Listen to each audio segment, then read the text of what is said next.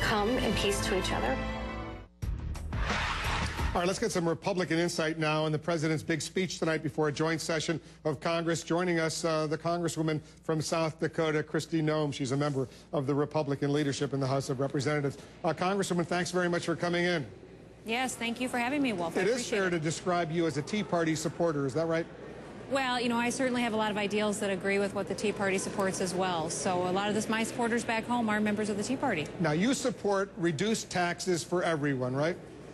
I do. Well, I think we need to have competitive tax rates in order to create jobs in this country. And I think it should be fair. We have a need for some real tax reforms in this country, and that's been one of the goals that I came here to Congress to accomplish. So can we just assume that all the tax cuts that the president will unveil tonight for the middle class, the payroll tax cuts for businesses that hire unemployed individuals or veterans, that you're automatically going to support those tax cuts? Well, you know, I'm always in favor of the American people keeping more money in their pockets.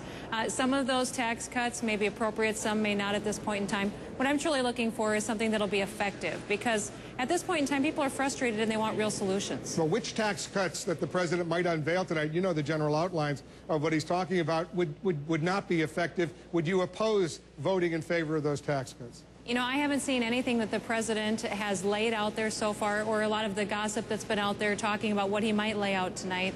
I haven't seen any of them that right now I could say I'm totally against. So as far as I'm concerned, I'm willing to talk about anything. Will you also, are you open to some increased spending, assume it can be paid for, to build bridges, new roads, better schools, hiring more teachers, first responders? Those kinds of ideas are going to be in the president's plan tonight to get jobs going. Is that something you could support? Well, you know, I'm very concerned about that because we tried that already. The president did that in the last stimulus package, and it wasn't effective. We've lost more jobs. So I'm looking for things that will actually work.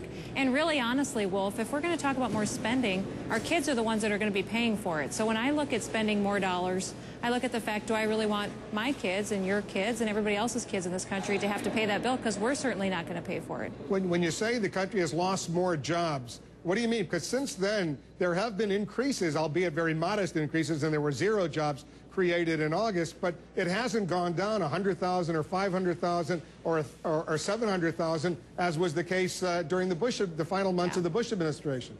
We haven't seen a long-term increase in jobs, though. When people talk about that stimulus package and the jobs that it was supposed to create, it certainly didn't have the intended effects that everybody was hoping for, or that the president and administration certainly was hoping for. So I think it's time to lay some new solutions on the table, some new ideas. And honestly, when I go home and I talk to people who own small businesses and who are the job creators in this country, they want the regulations gone. They want the administration to stop giving them more requirements that cost them more money and more time, because they spend more time investing dollars into that rather than hiring people and putting them back to work. The proposals for tax increases for the wealthiest Americans or for some big corporations who are making billions in profits, the president presumably still supports all of that. Is that something you categorically reject? Well, you know, a lot of what the president has talked about in the past has been raising taxes on those small business and job creators. So I'm not in favor of doing that at this point in time. But there is some tax reforms we could do. We could close some loopholes, and some exemptions that were put in decades ago could be looked at and reevaluated, because honestly, we have a convoluted and a complicated tax system that it's essentially been the government coming in and picking winners and losers, and that needs to stop. We need to have it more